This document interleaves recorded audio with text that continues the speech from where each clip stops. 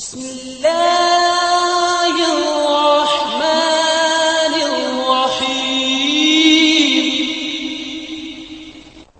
का ये lecture programme Jamaat Islami ने पूजा स्थल अधिनियम, देश की वर्तमान स्थिति और हमारा दायित्व इस पर रखा है और मैं अपनी सलाहियत के हिसाब से आपको बताने की कोशिश करूंगा कि पूजा स्थल अधिनियम क्या है, इसकी क्या रिलेवेंसी है और आज के हालात में हमारी जिम्मेदारी क्या है। देखिए, पूजा स्थल अधिनियम 1991 जो है, ये कांग्रेस सरकार ने 1991 में पास कराया और इसके पीछे का बैकग्राउंड ये था कि उस ज़माने में बाबरी मस्जिद का जो इशू था वो बहुत बर्निंग इशू था। बाबरी मस्जिद का मुकदमा जो है अदालतों में चल रहा था और इसके अलावा बीजेपी जो है बहुत ज़्यादा हाइपर एक्टिव थी और मंदिर इशू जो है वो पूरे देश में जो है अपनी जगह बना चुका था और मंदिर इशू के ऊपर ये पोलराइज करने की बात कर रहे थे। इसके अलावा ये लोग बार बार ये बात करते थे कि मथुरा काशी बाकी है, मथुरा काशी बाकी है। तो कांग्रेस सरकार ने ये सोचा कि देखिए, ये जो इशू है ये तो अदालत में पेंडिंग है, केस चल रहा है, लेकिन आइंदा और प्रॉपर्टीज़ पे और इमारतों के ऊपर ये क्लेम नहीं कर सकें, ये अपना अधिकार नहीं जमा सकें और मुल्क का माहौल जो है और चीज़ों पे ख़राब नहीं कर सकें। तो इसलिए जो है ये पूजा स्थल अधिनियम जो है 1991 में लेके आई। देखिए, इसके पीछे मंशा यही थी कि 15 अगस्त 1947 को जो पूजा स्थल जहाँ जैसे थे वो वैसे रहेंगे। बाबरी मस्जिद का जो इशू था उसको इससे अलग रखा गया क्योंकि वो उस टाइम वो बाबरी मस्जिद का इशू जो था वो कोर्ट में पेंडिंग था। देखिए, ऐसा है कि बाबरी मस्जिद का जो इशू है वो रिलीजियस नहीं हो गया, एक टाइटल सूट था। क्योंकि मैं वकील हूँ, वकील की बातें करूँगा कि इसको रिलीजियस से बातें बना दिया कि दो पार्टीज के बीच में एक टाइटल सूट था कि इस ज़मीन के ऊपर 2.77 एकड़ जो लैंड थी, उस लैंड पे उस टाइटल किस पार्टी का है, किसका है। तो वो सूट जो है वो पेंडिंग था। हालांकि जितने भी दस्तावेज पेश हुए, जितनी भी चीज़ें पेश हुई अदालत में, जितनी भी एविडेंसेस हुई, उस सबसे ये साफ जाहिर था कि ये मस्जिद जो है वो 500 साल पुरानी मस्जिद है और ये बाबर के ज़माने की बनी हुई मस्जिद है और इसके अंदर मंदिर होने का कोई सबूत नहीं है। देखिए, लेकिन फिर भी जो है, देखिए, इलाहाबाद हाई कोर्ट ने इसका फैसला जो है वो बराबर बांट के कर दिया। इसको 3 हिस्सों में बांट दिया। एक हिस्सा जो है वो मस्जिद को मिला, एक हिस्सा निर्मोही अखाड़े को मिला और एक हिस्सा जो है वो मंदिर ट्रस्ट को मिला। इसकी अपील जो है वो सुप्रीम कोर्ट में हुई और सुप्रीम कोर्ट ने बड़ी लंबी हियरिंग उसके अंदर करी। बहुत लंबे आर्गूमेंट हुए और आर्गूमेंट होने के बाद में ये बात निकल के आई, क्योंकि कोई भी एविडेंस ऐसी नहीं थी कि मंदिर यहाँ पे था और मंदिर को तोड़ के कोई मस्जिद बनाई गई थी। लेकिन फिर भी सुप्रीम कोर्ट ने एक पंचायती वाला फैसला कर दिया। पंचायती इस तरह से करी कि बंदरबाट वाला फैसला कर दिया और उन्होंने ये कह दिया कि साहब, ये कोई सबूत नहीं मिला कि यहाँ पे कोई मंदिर तोड़ के मस्जिद बनाई गई थी। तो पहला जो फाइंडिंग जो कोर्ट की आई, सुप्रीम कोर्ट के 5 जजों की बेंच की फाइंडिंग आई, उसमें ये बात आई कि यहाँ पे जो है कोई मंदिर तोड़ के मस्जिद नहीं बनाई गई थी और मस्जिद तोड़ने का जो काम था वो एक आतंककारी का काम था।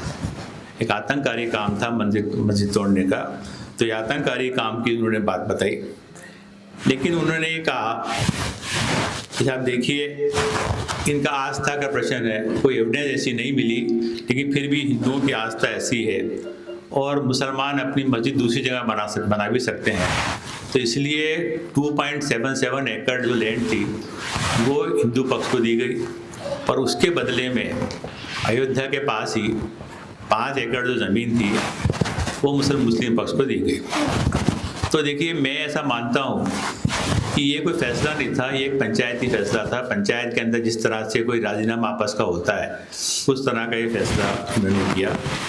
अभी रिसेंटली मैं कल जस्टिस एफ.एस. नरीमन का एक लेक्चर सुन रहा था, जो उन्होंने जस्टिस अहमदी मेमोरियल लेक्चर उन्होंने दिया था, जो इंडियन डेमोक्रेसी एंड सेक्युलरिज्म के ऊपर था।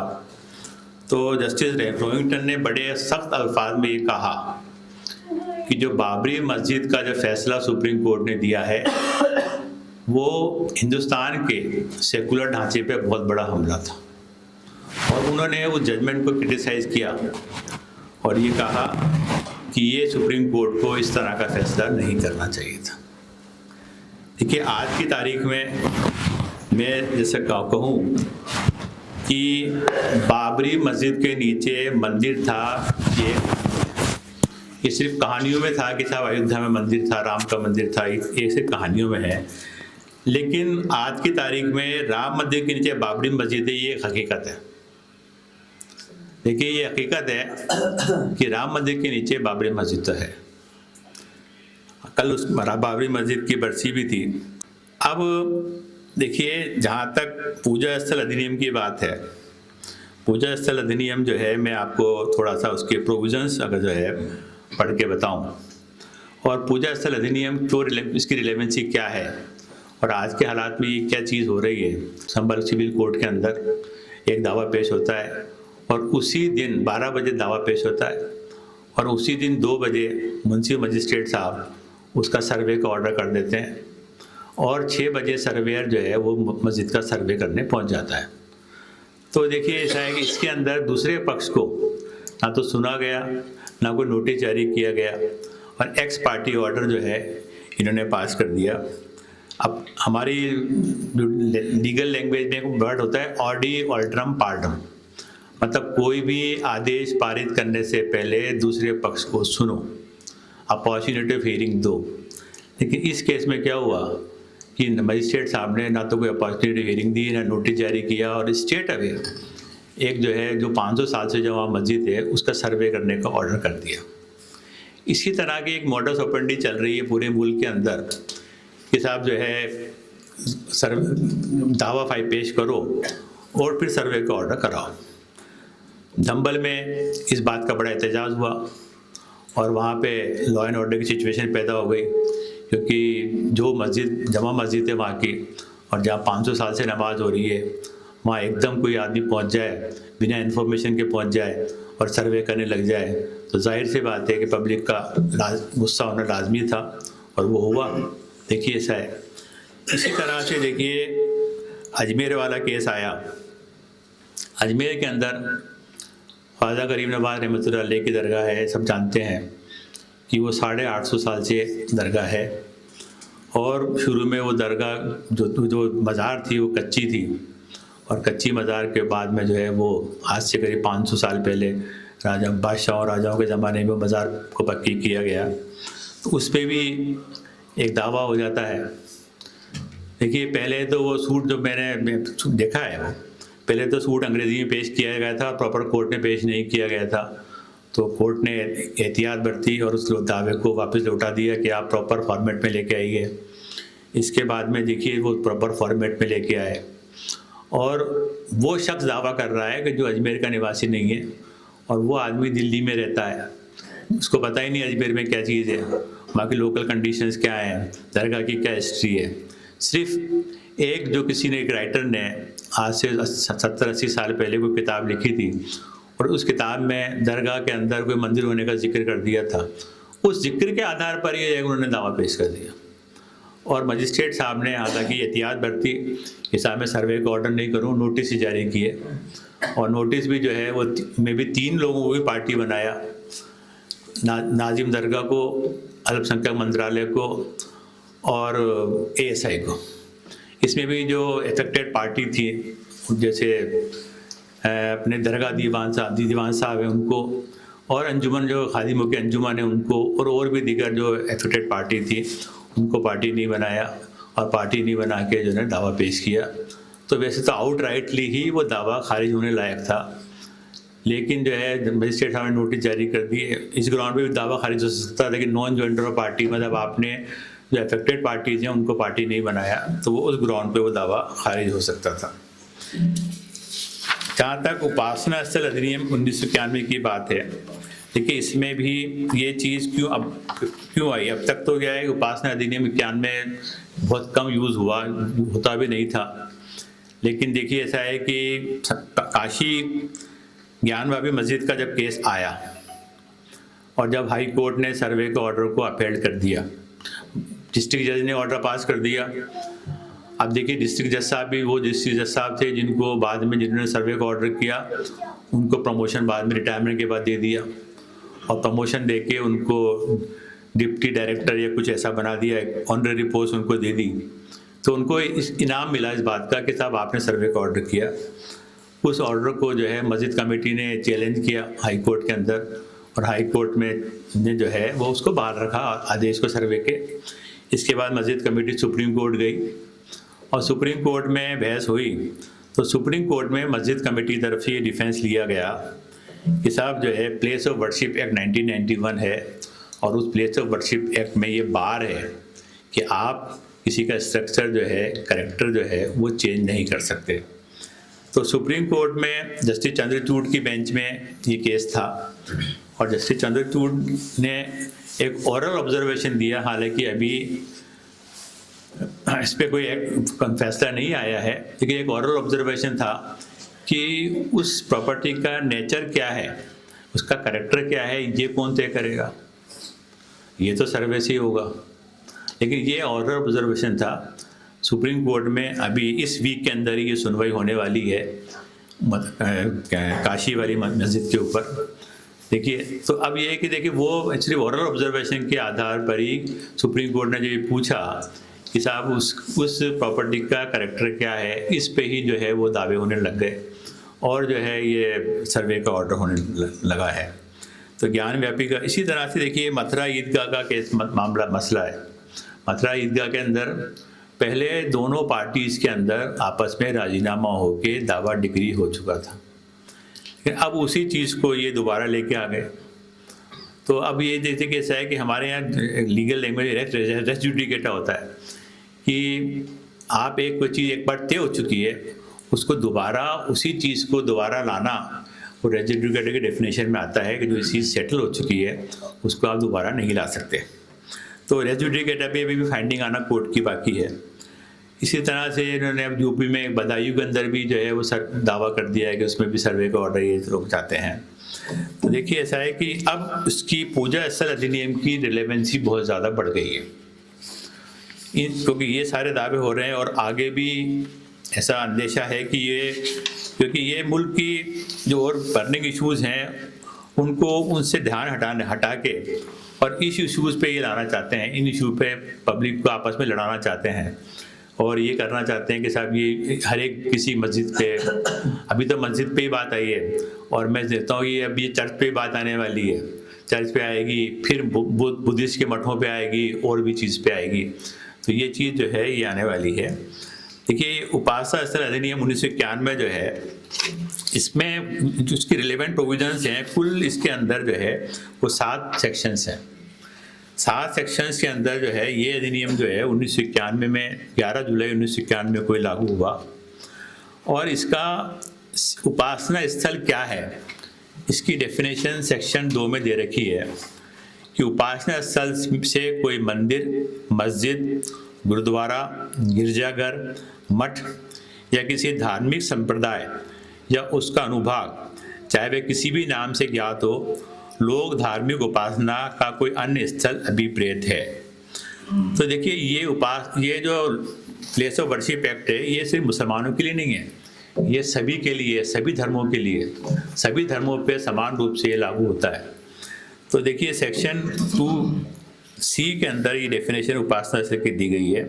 सेक्शन 3 ये कहता है कि no person shall convert any place of worship of any religious denomination or any section thereof into a place of worship of a different section of the same religion denomination or of a different religious denomination of any section thereof।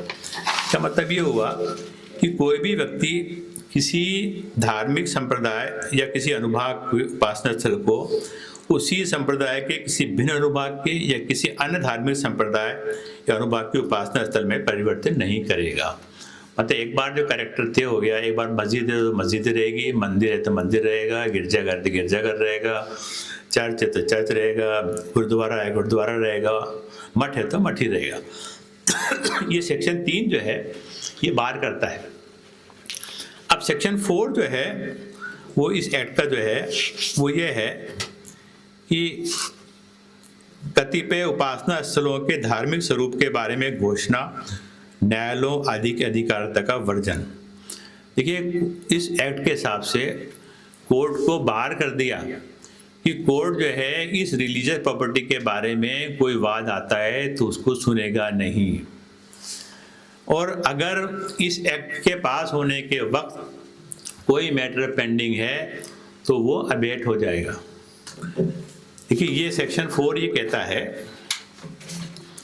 ये घोषित किया जाता है, मतलब ये declaration है, ये घोषित किया जाता है कि 15 अगस्त 1947 को विद्यमान उपासना स्थल का धार्मिक स्वरूप वैसा ही बना रहेगा जैसा वह उस दिन विद्यमान था। मतलब 15 अगस्त 1947 को जो उपासना स्थल जैसा था वो वैसा ही रहेगा, कोई भी उपासना स्थल। सबसेक्शन 2 ये कहता है, यदि इस अधिनियम के प्रारंभ पर 15 अगस्त 1947 को विद्यमान किसी उपासना स्थल के धार्मिक स्वरूप के संपरिवर्तन के बारे में कोई वाद, अपील या अन्य कोई कार्रवाई किसी न्यायालय, अधिकरण या अन्य प्राधिकरण के संबंध लंबित है तो वह उपशमित हो जाएगी। उपशमित का मतलब था अबेट हो जाएगी, खत्म हो जाएगी। ऐसे किसी मामले की बाबत कोई वाद, अपील या अन्य कार्रवाई ऐसे प्रारंभ पर या उसके पश्चात किसी न्यायालय, प्राधिकरण या अन्य प्राधिकारी के समक्ष नहीं होगी। तो मतलब ना तो इसकी अपील हो सकती है, वो अबेट हो जाएगी, और उस फैसला वो फाइनल होगा, मतलब वो चल ही नहीं सकता, किसी कोर्ट में वो केस चल ही नहीं सकता। तो ये सबसेक्शन 4(2) कहता है। फिर इसका एक्सप्लेनेशन ये है, प्रोविजो है, परंतु यदि इसी आधार पर ऐसे किसी स्थल के धार्मिक स्वरूप में 15 अगस्त 1947 के पश्चात संपरिवर्तन हुआ है, संस्थगित या फाइनल किया गया कोई वाद, अपील, अन्य कार्रवाई इस अधिनियम के प्रारंभ पर लंबित थी, तो ऐसा वाद, अपील या अन्य कार्रवाई इस प्रकार उपशमित नहीं होगी, और ऐसे प्रत्येक वाद, अपील या अन्य कार्रवाई का निपटारा उपधारा 1 के उपबंधों के अनुसार किया जाएगा। अगर अपील पेंडिंग थी या कोई डिस्प्यूट पेंडिंग था तो सबसेक्शन 1 में जो दे रखा है वो जो है वो रहेगा, 15 अगस्त 1947 वाली बात रहेगी, वो एज इट इज ही रहेगा। इसके बाद देखिए ऐसा है कि ये जो है वो आर्कियोलॉजिकल साइट जो है ना उस पर ये लागू नहीं होगा।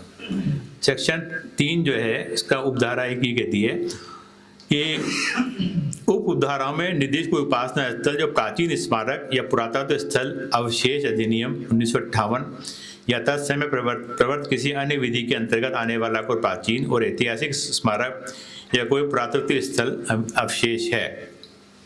तो मतलब ये है कि आर्कियोलॉजिकल साइट अगर कोई है तो वो उस पर ये लागू। जैसे अब लाल किला है, अब लाल किला तो लाल किला ही रहेगा, उस पर उसका स्थल वो चेंज नहीं होगा, वो जो है कोई मंदिर मस्जिद नहीं हो सकता। ताजमहल है, ताजमहल ताजमहल ही रहेगा।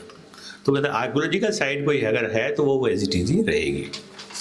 अब देखिए ऐसा है कि सेक्शन 5 जो है वो उसके अंदर उन्होंने ये कर दिया था कि साहब ये जो एक्ट है इसके प्रोविज़न जो है वो राम मंदिर पे, राम जन्मभूमि, बाबरी मस्जिद विवाद के ऊपर लागू नहीं होंगे।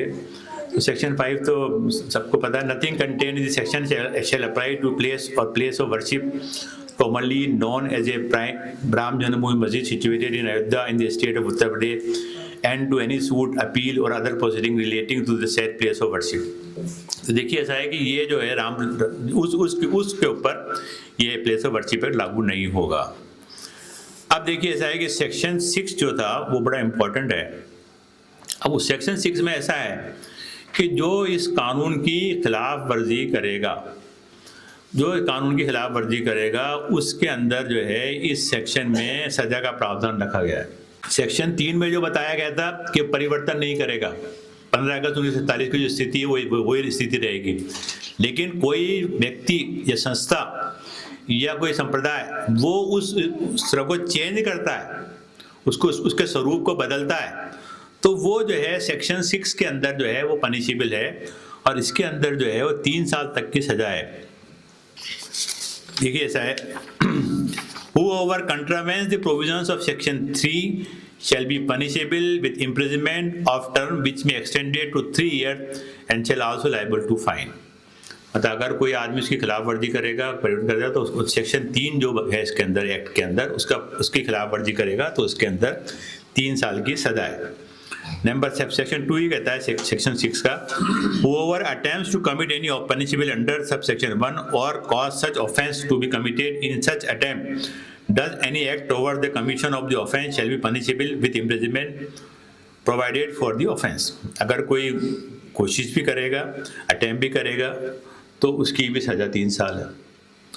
अब इसकी रिलेवेंसी मैं आपको इसमें अभी जब प्रेजेंट डिस्प्यूट उसके बारे में बताऊंगा।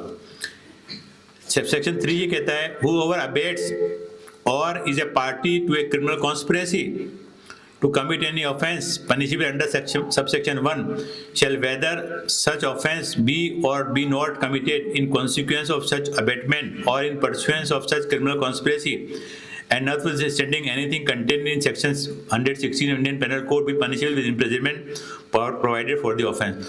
मतलब ये कि कोई आदमी अगर पूजा उस स्थल को बदलने की कॉन्स्पिरेसी भी अगर कोई करेगा या कोई ऐसी बात भी करेगा तो उसकी भी सजा वही है, 3 साल की सजा है। तो देखिए ऐसा है कि सरकार ने बड़ा सख्त कानून बनाया है और उसमें ये कहा है कि आप 15 अगस्त की 1947 की पोजीशन को डिस्टर्ब नहीं करोगे, और करने की कोशिश करोगे या करने की कोशिश भी करोगे या इसकी कॉन्स्पिरेसी भी करोगे तो उसके अंदर 3 साल की सजा है।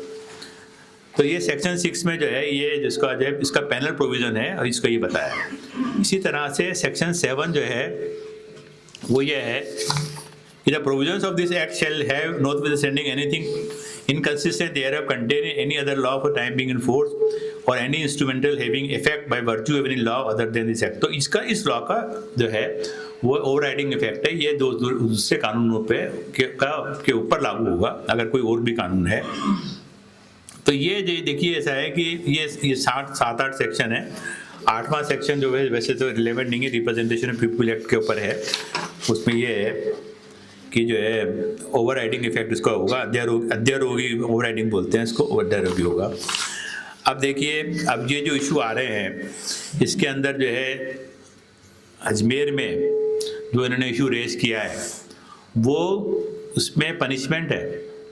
ये जो दावा लेके आ रहे हैं उसमें ये पूजा स्थल को चेंज करने की कोशिश कर रहे हैं, इनका एक अटेम्प्ट है, एक कॉन्स्पिरेसी है, तो ये पनिशेबल है और इनके खिलाफ जो है एफआईआर होनी चाहिए, क्योंकि ये प्लेस ऑफ वर्शिप एक्ट जो है उसके जो प्रोविजंस हैं उनको कंट्रावेन कर रहे हैं, उनको उसके जो है उसके खिलाफ वर्जी ये कर रहे हैं। तो मेरे हिसाब से जो है ना ये होना चाहिए।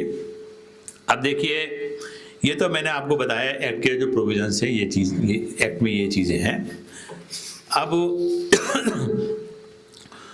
अब सवाल ये आता है कि रूप और स्वरूप, अभी मैं पढ़ रहा था टीवी डिबेट एक आ रही थी कि इसका कैरेक्टर क्या है और स्वरूप क्या है, तो ये कौन तय करेगा, क्योंकि ये इस एक्ट में ये साइलेंट है। इस एक्ट में ये प्रोविज़न नहीं है कि कैरेक्टर क्या है ये कौन तय करेगा। तो ये कैरेक्टर तो क्या है, देखिए सर्वे से ही हो सकता है। तो मेरा ऐसा मानना है कि देखिए ऐसा है, जब एक्ट में क्लियर लिखा हुआ है कि 15 अगस्त 1947 को स्वरूप हो या रूप हो कोई भी है, तो वो कैरेक्टर जो है उसका वैसा ही रहेगा इस एक्ट के हिसाब से। तो जितनी भी रिलीजियस प्रॉपर्टीज़ हैं सभी की, हिंदू मुस्लिम सिख ईसाई जितनी सभी की प्रॉपर्टीज़ हैं उन पे ये समान रूप से एक्ट लागू होता है और इनका जो है इसको चेंज नहीं कर सकते। अब जो है देखिए अब सवाल ये आता है, जैसे आपने टॉपिक में रखा कि वर्तमान स्थिति क्या है। वर्तमान स्थिति ये है कि आज जो है हर कोई इंसान जो है ये जो है दावा लेके आ रहे हैं, और जो है जो हिस्टोरिकल मस्जिदें हैं, हिस्टोरिकल प्लेसेस हैं, उन पे अपना दावा क्लेम कर रहे हैं कि साहब ये तो फलाना का मंदिर था, ये फलाना का मंदिर था, ये उसका मंदिर था, ये उसका मंदिर था, जबकि कोई सबूत नहीं है कुछ भी। और आप सर्वे करो। एक मोडस ऑपरेंडी जो है ये चल पड़ी है, एक पंडारा बॉक्स जो है इन्होंने खोल दिया है, और वो खोल के दिया है सिर्फ एक सुप्रीम कोर्ट के ऑब्जर्वेशन के ऊपर। हालांकि फैसला नहीं हुआ है अभी तक, उसका कोई भी फैसला नहीं हुआ है कि सर्वे सही है गलत है, फैसला होना बाकी है भी। लेकिन उसके ऊपर एक पंडारा बॉक्स खुल गया है कि साहब हर एक आदमी जो है, हर एक संस्था जो है इस तरह से दावे करने लगी और हर जगह क्लेम करने लगी। तो ये सब जो है मुल्क का जो अपना सेकुलरिज्म है, ये उस पर एक हमला है एक तरह का। और ये सेकुलरिज्म अपना जो धर्मनिरपेक्ष ढांचा है इस पे हमला है, और ये जो है ये धर्मनिरपेक्ष ढांचे पे हमला करके और जो है ये पब्लिक के अंदर ये इंतशार पैदा करना चाहते हैं, और ये इस तरह चाहते हैं। देखिए, तो ये आज के जो हालात हैं, अब देखिए, अगर जैसे आपने बताया कि हमारी कोशिश क्या हो, हमारी कोशिश ये देखिए ऐसा है कि इस तरह के झूठ सच तो होगी, और ये प्लेस ऑफ वर्शिप एक्ट जो है ये इसके होने के बावजूद भी ये लोग नई नई बातें पैदा करने की कोशिश करेंगे। तो हमारी जिम्मेदारी क्या है? देखिए ऐसा है कि हमारी जिम्मेदारी ये बनती है कि अपने मस्जिदों को, दरगाहों को, कब्रिस्तानों को, इनकी हिफाजत करें। हिफाजत के साथ साथ उसमें कंटिन्यूटी रखें। कंटिन्यूटी मतलब मस्जिद में नमाज़ बराबर पढ़ें। अगर आप मस्जिद में 5 वक्त की नमाज़ पढ़ते रहेंगे तो कौन आपको मस्जिद में पढ़ने से रोकने वाला है। इसके अलावा जो पेपर्स हैं, पेपर जो है वो उन मस्जिद के, उस प्रॉपर्टी के पेपर जो है अपन कंप्लीट पेपर अपने साथ रखें, और शो अगर कोई बात आती है तो वो शो करने के लिए करें। और देखिए ऐसा है कि इस बात से नहीं झिझकें कि अगर कोई आदमी इस रिलीजियस प्रॉपर्टी को चेंज करने की कोशिश करता है, उसके करैक्टर को चेंज करने की कोशिश करता है, तो उसकी एफआईआर ज़रूरी है। और उसकी एफआईआर जो है आप किसी वकील के पास जाके उसमें कहें कि साहब देखिए ये ऐसा मामला है और ये लोग इस तरह की कोशिश कर रहे हैं, इनका ऑफेंस बनता है, तो पुलिस को वो एफआईआर दर्ज करनी पड़ेगी। अगर पुलिस दर्ज नहीं करती है तो मजिस्ट्रेट के कोर्ट में इस्तगासा पेश करने के जरिए, इस्तगासे के जरिए भी एफआईआर हो सकती है। तो एफआईआर जो है वो इस तरह की होना चाहिए, क्योंकि वो कॉग्निजेबल ऑफेंस है और इसमें 3 साल का पनिशमेंट है। तो इसलिए जो है इसकी, अगर कोई आदमी इसकी खिलाफ वर्जी करता है इस कानून की, तो देखिए ये करना चाहिए, ठोक देता है। आज सुबह मैं वक्फ बोर्ड का मेंबर भी हूँ। आज सुबह एक पाली से, एक छोटे से गांव से मेरे पास एक फ़ोन आया। उसने कहा कि हसन साहब, मैंने आपका फ़ोन जो है ना देखा है, नेट पे देखा कि वक्फ बोर्ड के आप मेंबर भी हैं, वकील भी हैं आप, तो मैं उसको फ़ोन कर रहा हूँ। तो उन्होंने मुझे कुछ डॉक्यूमेंट भेजे कि साहब ये डॉक्यूमेंट्स हैं, हमारे गांव में कब्रिस्तान था, कुछ लोगों ने उस पर कब्ज़ा करने की कोशिश करी, तो पंचायत ने हमें 1 बीघा ज़मीन जो है कब्रिस्तान के लिए दे दी। और पंचायत के रिकमेंडेशंस के ऊपर कलेक्टर ने 1 बीघा ज़मीन जो है उसका अलॉटमेंट हमें कर दिया, और रेवेन्यू रिकॉर्ड के अंदर वो ज़मीन जो है कब्रिस्तान में दर्ज हो गई। अब जो है हमने उस कब्रिस्तान को कब्ज़े में लेने की जब बात करी तो हमने वकील साहब से राय ली। वकील साहब ने कहा कि साहब अपना आप बोर्ड लगा दो कब्रिस्तान में। तो हमने वहाँ बोर्ड लगा दिया। हमारे 50-60 घरों की बस्ती है वहाँ पे, तो हमने बोर्ड लगा दिया, तो दूसरे पक्ष ने आके उस बोर्ड को उखाड़ के फेंक दिया। अब उखाड़ के फेंक दिया और वहाँ पे एक पत्थर रख के उसको पोत दिया और एक झंडा लगा दिया, ये तो मंदिर है। अब जब जो अलॉटेड लैंड है, रेवेन्यू रिकॉर्ड में बाकायदा उसका अलॉटमेंट हुआ है, रेवेन्यू रिकॉर्ड में दर्ज हो चुकी है, तो ऐसे मामले के अंदर क्या किया जाए? उन्होंने मेरे से पूछा कि साहब हम तो अब झगड़ा कर नहीं सकते, हमें क्या करना चाहिए? मैंने कहा भाई देखिए ऐसा है कि आप जो है ये इन्होंने जो आपका बोर्ड उठा के फेंका, इसकी एक एफआईआर कराओ। एफआईआर करने के बाद में आप जो है कलेक्टर से मिलो, एक रिप्रेजेंटेशन डिटेल तैयार कराओ। आपने डॉक्यूमेंट तैयार किए भेजे मुझे, वो डॉक्यूमेंट आप पूरे उसमें साथ लगाओ, और उसमें कलेक्टर के पास जाके और हायर अफसर के पास जाके कहो कि साहब हमें इस तरह का प्रोटेक्शन दिया जाए, और वो जो है इसका डिमार्केशन करके इसकी जो है बाउंड्री वॉल करो। और नहीं भी होता है, कुछ भी नहीं होता है, तो फिर एक आखिरी रास्ता बचता है PIL का, पब्लिक इंटरेस्ट लिटिगेशन का, कि हाई कोर्ट के अंदर जो है आजकल 226 के अंदर हाई कोर्ट में PIL होती है, और PIL के अंदर जो है देखिए ऐसा है कि ये सारी चीज़ें आपको डॉक्यूमेंट पेश करेंगे कि साहब ये चीज़ कब्रिस्तान था ये, और ये सारा अलॉटमेंट है, ये सारा है, तो इसको डिक्लेयर करके हमें प्रोटेक्शन दिया जाए, तो कोर्ट बाउंड है। ये सब सवाल ये है कि जब एक पार्लियामेंट एक एक्ट 1991 तो कह रहे हैं उसको पास कर दिया, अब ये इम्प्लीमेंट क्यों नहीं हो पा रहा? या यूं कहें कि ये जो संभल या काशी मथुरा में जो कुछ कर रहे हैं और कोर्ट उसको अपने संरक्षण में ले रहा है, तो फिर आखिर कैसे रुकेगा? देखिए ऐसा है, आपने ऐसा सवाल किया। देखिए ऐसा है कि 1991 का एक्ट आया तो गवर्नमेंट की मंशा इसके पीछे यही थी कि बाबरी मस्जिद तो राम जन्मभूमि का विवाद जो है कोर्ट में चल रहा है और उससे पूरे मुल्क का माहौल ख़राब है, तो माहौल जो है फर्दर ख़राब नहीं हो, इसलिए ये एक्ट लाया गया था। ये लाया गया था। अब क्या है कि देखिए फिर भी ये इन दिनों में अभी पिछले 92 के बाद से अब 2023-24 में जाके ये मसले आने लगे हैं, 22-23 के अभी ज्ञान में अभी मस्जिद का मसला आया, ये आने लगे हैं। तो देखिए ऐसा है कि इसके अंदर जो है ये गली निकालते हैं इस एक्ट में जो खामी निकालने की, हालांकि मेरे हिसाब से कोई खामी नहीं है, लेकिन इस खामी ये निकालते हैं कि साहब जो है कि उस रिलीजियस प्रॉपर्टी का कैरेक्टर चेंज नहीं कर होगा। लेकिन अब सवाल ये आता है कि कैरेक्टर क्या है, ये कौन तय करेगा? ये मंदिर है, मस्जिद है, क्या है, गिरजाघर है, क्या है? तो ये कैरेक्टर कौन तय करेगा? तो उसके लिए सर्वे होना चाहिए।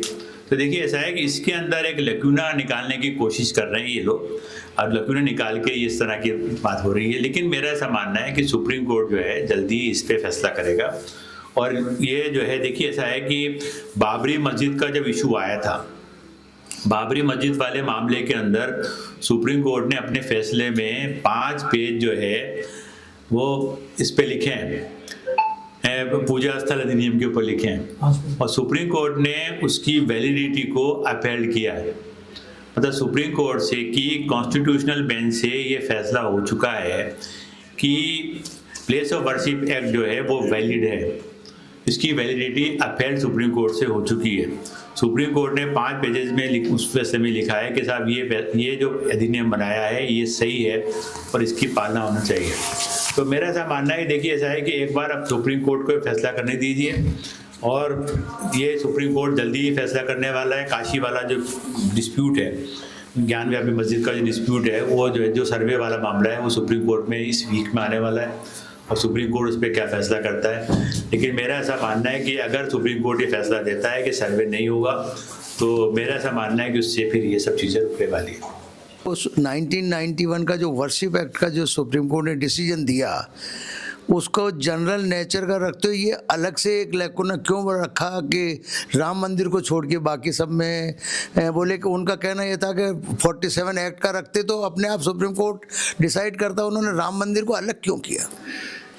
देखिए ऐसा है कि राम मंदिर का जो इशू था वो उस टाइम कोर्ट में पेंडिंग था और बहुत बर्निंग इशू था, और चूंकि उस टाइम तक कोर्ट का कोई फैसला जो है 91 के अंदर जब तक कोर्ट का फैसला नहीं आया था, तो कानून बनाने वालों ने ये सोचा होगा कि देखिए ऐसा है कि अगर अपन इसको भी ये कर देंगे तो ये जो है, क्योंकि वहाँ पे राम मंदिर के अंदर जो था 1949 में बाबरी मस्जिद थी, 1949 के बाबरी मस्जिद में क्या था कि हिंदू पक्ष जो था वो बाहर पूजा करता था चबूतरे पे, और मुस्लिम पक्ष अंदर नमाज पढ़ता था। इसमें क्या हुआ कि देखिए ऐसा है कि 1949 में वो मूर्तियाँ रख दी गई रात को चुपचाप वहाँ पे, और रखने के बाद में वहाँ लॉ एंड ऑर्डर की सिचुएशन पैदा हुई और मूर्तियाँ वहाँ पे ही रह गई, और गवर्नमेंट ने मस्जिद को बंद कर दिया। जब बंद कर दिया तो वहाँ पे पूजा चालू हो गई एक तरह से। तो अब ये सवाल वो कोर्ट पे, दावा कोर्ट में चला गया। अब देखिए ऐसा है कि जो मैटर कोर्ट में पेंडिंग था उसको चूँकि पेंडिंग था, उस पर वर्डिक्ट आने वाला था कि साहब ये इस पे टाइटल सूट है, इस पे अधिकार किसका है, इस संपत्ति पे अधिकार किसका है, ये वो आने वाला था। इसलिए जो है उसको एक्सक्लूड किया, उसको उससे बाहर रखा कि जो कोर्ट का फैसला वो मानेंगे, बाकी तो जो है वो बाकी और संपत्तियों के अंदर उन्होंने आदेश पारित कर दिया। लेकिन मेरा ऐसा मानना है कि देखिए ऐसा है कि उस टाइम भी ये होना चाहिए था और इसको एक्सक्लूड नहीं करना चाहिए। यस, ये नहीं करना चाहिए। ये राय थी। ये जो है ना, ये एक्ट में ये खामी है। दूसरा ये है कि एक्ट में खामी ये भी है कि इसमें अगर एक सेक्शन और जोड़ देते कि इसके अंदर कोई सर्वे नहीं होगा, इसका कैरेक्टर जो है कैरेक्टर तय होने के लिए कोई सर्वे नहीं होगा, तो ये भी एक सेक्शन जोड़ा जा सकता था और ये अमेंडमेंट अभी भी हो सकता है। मेरा सवाल ये है कि क्या हम प्रोएक्टिव होके हमारी जितनी भी ऐसी प्रॉपर्टीज़ हैं जिनमें हमें अंदेशा है या जिनमें इन्होंने शुरुआत करने की कोशिश करी है, हम प्रोएक्टिव होके पहले से रजिस्टर्ड नहीं करा सकते या पहले से हम कोई दावा पेश नहीं कर सकते कि हमें प्रोटेक्शन दिया जाए इन सब चीज़ों के लिए? देखिए ऐसा है कि रिलीजियस प्रॉपर्टी जो है ना, जो उसका जो है रजिस्ट्रेशन होता है वक्फ बोर्ड में दफ़ा 26 में, वो वक्फ प्रॉपर्टी होती है, वो वक्फ में दर्ज होती है। तो जो प्रॉपर्टी है उसको आप वक्फ में दर्ज कराएं, उसका जो है उसके टाइटल वगैरह जमा कराएं, उसके बाद उसको नोटिफिकेशन कराएं। देखिए ऐसा है, ये हमारे वकीलों की एक जिम्मेदारी बनती है। देखिए ऐसा है, क्योंकि अजमेर वाला जो मसला था उसमें एक वकीलों की टीम बनाई गई थी और उन्होंने ये वॉच किया था कि साहब ये जो है क्योंकि पहले अंदेशा हो गया था कि साहब ये इस तरह का लेके आ सकते हैं, तो उन्होंने जब पहला दावा अंग्रेजी में पेश हुआ तो सारे वकील जाके खड़े हो गए कि साहब ये क्या तरीका है, ये अजमेर के ऊपर ही क्लेम कर रहे हैं। तो ये जो है डिस्ट्रिक्ट जज ने उस दावे को खारिज कर दिया था। खारिज इन द सेंस कि टेक्निकल ग्राउंड के ऊपर जब आप प्रॉपर सबूत लेके नहीं आए तो खारिज कर दिया था। बाद में उन्होंने हिंदी में उसको टाइप करा के प्रॉपर कोर्ट में पेश किया। तो जो है अपन इन एंटिसिपेशन तो देखिए ऐसा है कि कोई भी केस नहीं होता कि साहब ये हमारे पे दावा कर सकते हैं, इसलिए इनको यहाँ ये ज़रूर है, इंजंक्शन ज़रूर आ सकते हैं कि अगर कोई आदमी किसी प्रॉपर्टी के बारे में धमकी देता है, इंटरफेरेंस करता है या हम इस चीज़ को बदल देंगे, इसको चेंज कर देंगे, तो इसलिए जो संगठन या जो व्यक्ति जो है इस तरह का क्लेम कर रहा है तो उसके खिलाफ जो है एक सूट फॉर इंजंक्शन ला के उसको पाबंद जरूर करा सकते हैं। पाबंद एक तो सिविल सूट के जरिए करा सकते हैं और एक जो है 151 CRPC में प्रोविजन है कि ब्रीच ऑफ पीस का अगर अंदेशा है तो आप उसको जो है वो पुलिस भी जो है उसको पाबंद कर सकती है कि साहब आप इस तरह की बातें करने से बाज आए। जैसे इन लोगों ने लिस्ट एक दे रखी कि इसके बाद ये काशी फिर मथुरा फिर ये, तो इन सब में हम प्रोएक्टिव होके पहले से अपने इंजेक्शन दावे नहीं लगा सकते? देखिए ऐसा है कि कोर्ट में अगर जाते हैं, इन एंटिसिपेशन जाते हैं, तो या तो ये कि उनकी जो लैंग्वेज है या उनका कोई पब्लिकेशन उन्होंने अखबार में किया है और चीज़ बताइए कि साहब ये जो इस चीज़ को ये करने वाले हैं, तो उसके खिलाफ जैसे कोर्ट में जा सकते हैं। इन एंटिसिपेशन भी हो सकता है कि साहब इस तरह से ये न्यूज़ पब्लिश हुई है, इस तरह से फला आदमी कह रहा है, फला आदमी सोशल मीडिया पे कह रहा है, फला आदमी प्रेस में कह रहा है, तो इसलिए इनको पाबंद किया जाए। अब देखिए अगर ऐसा है कि इन एंटिसिपेशन अगर अपन कोर्ट में चले जाते हैं ना, तो एक तरह का मतलब उसके अंदर डिफ़िकल्टी पैदा हो जाती है कि वो डिस्प्यूटेड मामला हो जाता है कि साहब ये भी मान रहे हैं कि देखो कुछ ना कुछ तो बात है, जब भी तो केस करने गए ये इसको डिस्प्यूटेड मान रहे हैं, जब भी तो केस करने गए, आप केस करने गए क्यों?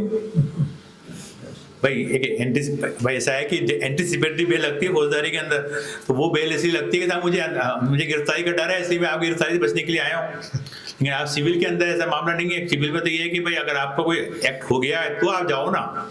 इन एंटिसिपेशन तो ये है कि वो मामले को हम और डिस्प्यूटेड कर देंगे कि भाई ये डिस्प्यूट वाकई है, कुछ ना कुछ है, दूसरा पक्ष भी आएगा और दूसरा पक्ष जवाब देगा साहब इसका ठीक है, वो कहेगा साहब नहीं, हाँ साहब मैं सही कह रहा हूँ, ये हमारा दावा ये है।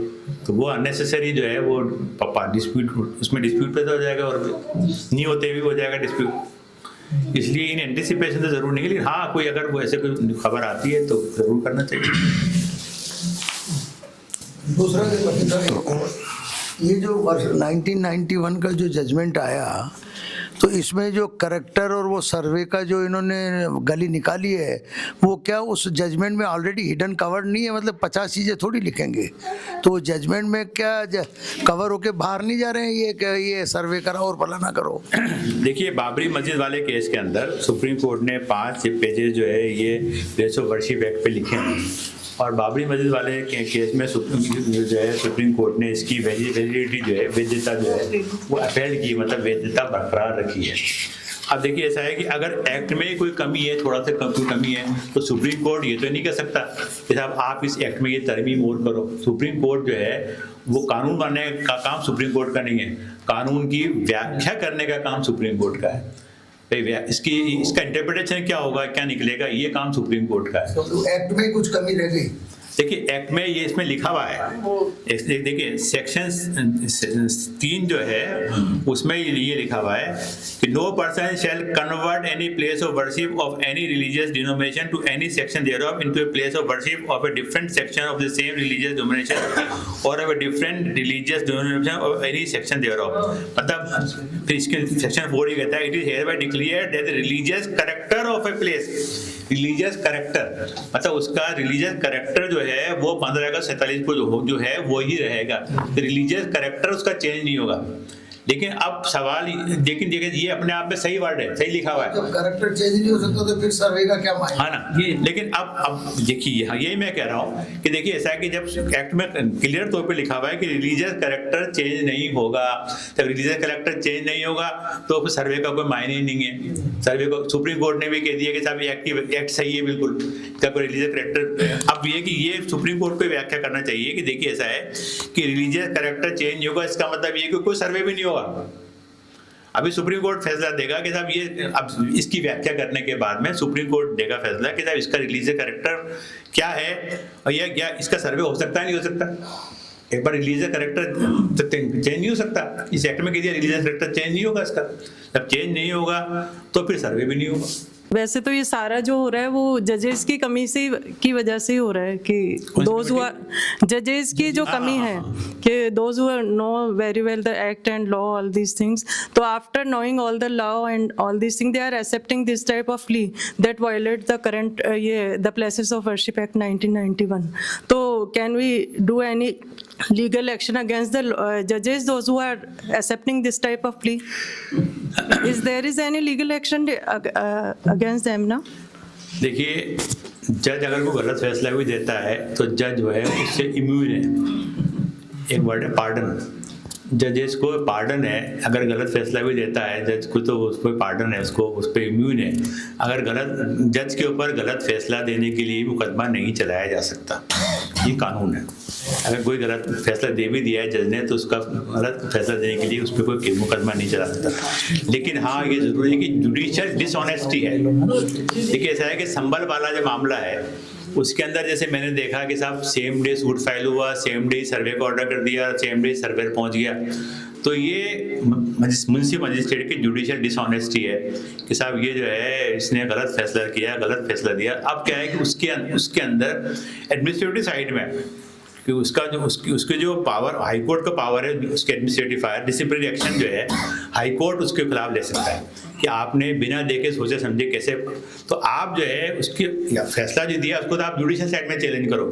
लेकिन अगर उसने फैसले देने में बेईमानी की है तो उसकी कंप्लेंट जो है अपन उसकी सुपीरियर अथॉरिटी को कर सकते हैं। जैसे म्युनिसिपल मजिस्ट्रेट की सुपीरियर अथॉरिटी डिस्ट्रिक्ट जज की सुपीरियर अथॉरिटी हाई कोर्ट है, हाई कोर्ट लेकिन चूंकि कॉन्स्टिट्यूशनल कोर्ट है, हाई कोर्ट की कंप्लेंट सुप्रीम कोर्ट में नहीं हो सकती। सुप्रीम कोर्ट जो है हाई कोर्ट का फैसला पलट सकता है, लेकिन सुप्रीम कोर्ट जो है हाई कोर्ट के जज के खिलाफ कार्रवाई करने का ऑर्डर नहीं दे सकता, है ना।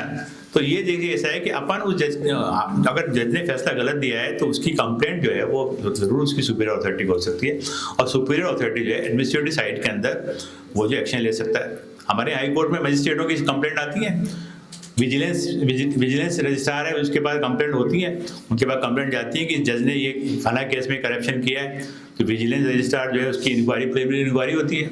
इंक्वायरी करने के बाद जो है अगर ऐसी कोई बात होती है तो उसके खिलाफ डिसिप्लिनरी एक्शन होता है, जजेस एक्शन लेते हैं। तो अगर कोई मुंसिफ ने गलत फैसला दिया है और डिसऑनेस्ट इंटेंशन उसका है, उसके खिलाफ कार्रवाई होगी। ये वकील साहब जैसे डिसऑनेस्टी वाला है जज का, तो जनरली हम देखते हैं जैसे दिल्ली में वो हवाकार और का है, तो ये हायर कोर्ट्स जो है सुमोटो ले लेते हैं, तो जो कोर्ट्स को ये मालूम नहीं है कि मतलब म्युनिसिपल लेवल ने डिसऑनेस्टी जजमेंट दिया है, तो उसके अंदर वो सुमोटो वगैरह एक्शन क्यों नहीं कर रहे हैं? देखिए ऐसा है, हाँ बहुत बार होता है कि हाई कोर्ट के नोटिस में ही अगर ये बात आती है कि कोई किसी केस में करप्शन हुआ है या कोई गलत फैसला दिया है तो हाई कोर्ट सोमोटो भी लेती है। हाँ, लेकिन इसमें नहीं लिया बिल्कुल भी। सोमोटो लेती है, लेना भी चाहिए। आप हाई कोर्ट के नोटिस में लाइए बात को। अच्छा। कि साहब ये चीज़ हुई है तो कोर्ट सोमोटो भी लेती है। हमारे यहाँ कई बार ऐसा होता है जैसे मजिस्ट्रेट ने कोई गलत फैसला दे दिया, कानून के खिलाफ फैसला दे दिया, तो अखबार में पब्लिश हुआ तो हाई कोर्ट कई बार देखता है, न्यूज़ के ऊपर भी वो मजिस्ट्रेट के खिलाफ कार्रवाई होती है, फैसला हाई कोर्ट लेती है, करती है, होना चाहिए। बेस्ट। जुडिशियल डिसिप्लिन मेंटेन रहना चाहिए। ऐसा है कि justice is not only be done but it is seen to be done. मतलब न्याय होना ही नहीं चाहिए, दिखना भी चाहिए कि न्याय हुआ है, न्याय होते हुए दिखना भी चाहिए। तो ये जो चीज़ हो रही है इसमें न्याय नहीं हो रहा है। ये जो सब चीज़ें चल रही हैं तो न्याय नहीं हो रहा है, न्याय दिखना भी नहीं, दिखने का सवाल ही नहीं है। सही बात।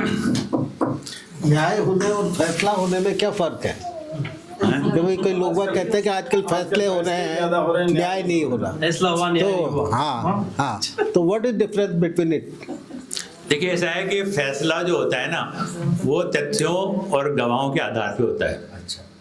हो सकता है कि गवाह झूठे हों, तथ्य झूठे हों, तो क्या है कि जो फैसला होता है वो तथ्यों के आधार पर होता है।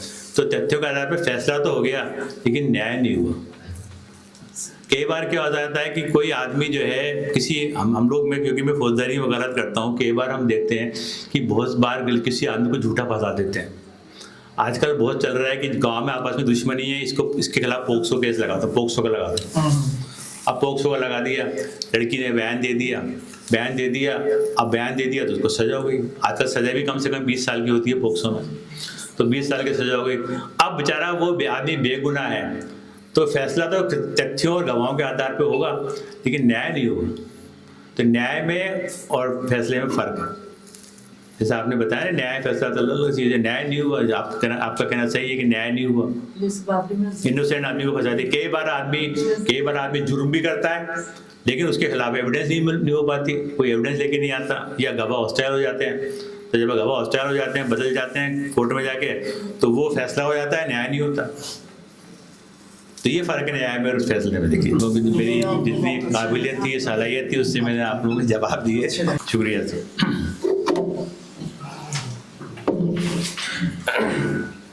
बहुत बहुत शुक्रिया एडवोकेट साहब। अब हमारे इस लेक्चर को, इस प्रोग्राम को जो है कंक्लूड करने के लिए मैं मोहतरम आमिर अलका से गुजारिश करूँगा कि इसको कंक्लूड करें। सबसे पहले तो मैं एडवोकेट सैयद शाहिद हसन साहब का शुक्रिया अदा करता हूँ। आप आए, बहुत बहुत शुक्रिया, आपने वक्त निकाला और आप लोग साथी भी आए।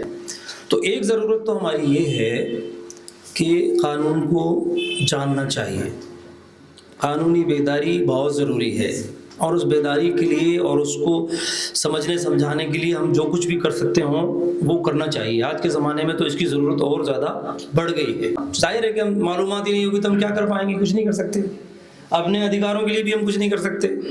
लेकिन दूसरी बात मैं जोड़ कर जो कहना चाहता हूँ ये है, हमारे आपके लोगों के लिए तो जो संस्थाओं से जुड़े हुए हैं या मैदान में काम कर रहे हैं या दमन के विरोध में या जुल्म के और नाइंसाफ़ी के खिलाफ हम लोग कोशिश कर रहे हैं, तो हमारे लिए तो और भी ज़्यादा समझना ज़रूरी है। कानून को नहीं समझेंगे तो हम उसको कैसे, उसका विरोध कैसे करेंगे? कहाँ गलती हो रही है पता ही नहीं, हमको मालूम ही नहीं कानून के बारे में, हम कैसे समझ पाएंगे कहाँ गलती हो रही है? उसको रोकने के लिए हम जो कुछ भी, और वो चाहे किसी की तरफ से भी हो रही हो, वो अन्याय किसी की तरफ से भी हो रहा हो, अगर अदालतों में भी कोई चीज़ें हो रही, जैसा कि अभी बात आ रही है, सवालों से, क्वेश्चन से बात निकल के आई, जब हमने एक बात तय कर ली, जब एक बात तय हो चुकी कि भाई ये पोजीशन रहेगी 15 अगस्त 1947 के वक्त जो पूजा स्थलों की किसी भी मजहब से ताल्लुक़ रखने वाले हों, 1991 में एक हमारी पार्लियामेंट ने कानून बना दिया। अब उस कानून की पालना होनी चाहिए, तो उसकी समझ भी ज़रूरी है। और उसकी जो खिलाफ वर्जियाँ हो रही हैं, जो अब होने लगी हैं ज़्यादा, जैसा कि बात आई भी थी कि साहब अब कुछ ज़्यादा हो रही है कुछ वक्त से, तो ये तो देखिए ये एक चीज़ नहीं है, बहुत सारी चीज़ें हैं जिसमें नई नई चीज़ें लाई जा रही हैं, नए नए कानून लाए जा रहे हैं और नई नई चीज़ों को उखाड़, कहते हैं ना उसको, गड़े मुर्दे वाली बात है। तो अगर इस तरह से सिलसिला आगे बढ़ेगा तो फिर देश कहाँ जाएगा?